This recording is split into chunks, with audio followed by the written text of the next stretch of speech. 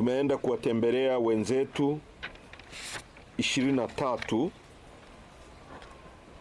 ambao wamekamatwa na wamekaa mahabusu kinyume cha utaratibu wa kisheria kwa muda mrefu, na jana wakabambikiziwa kesi ya ugaidi.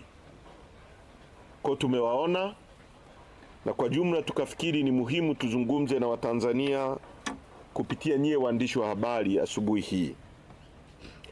Jumla mpaka sasa hivi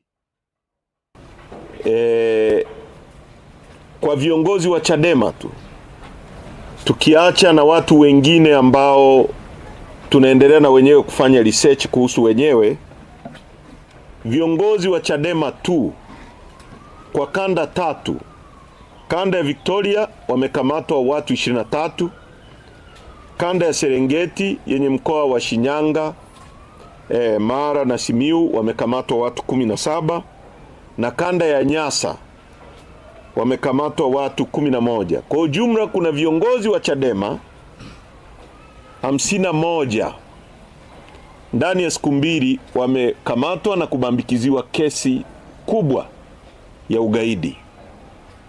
Hapo ni mbali na mwalimu ambaye mnajua, mwalimu wa chuo kikuu, mhadhiri wa chuo kikuu cha Dodoma, ambaye naro hili ni jambo muhimu na nitalizungumzia pia.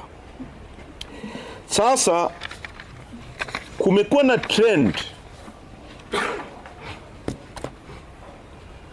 ya utawala huu wa Samia Suluhu Hassan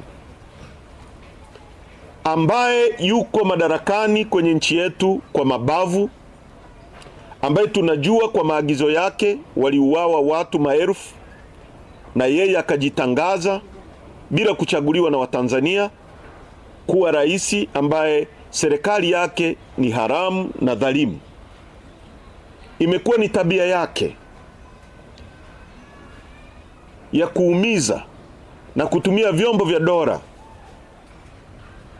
kutisha, kuumiza, kupoteza, kuua na kubambikizia political opponents wake kesi mbalimbali. Ni muhimu kila mara tunapozungumza tuwe tunawakumbusha Watanzania kwamba mwanzo tu Samia Suluhu Hassan alipoingia madarakani alimbambikizia aliyekuwa mwenyekiti wa chama chetu Freeman Mbowe kesi ya ugaidi.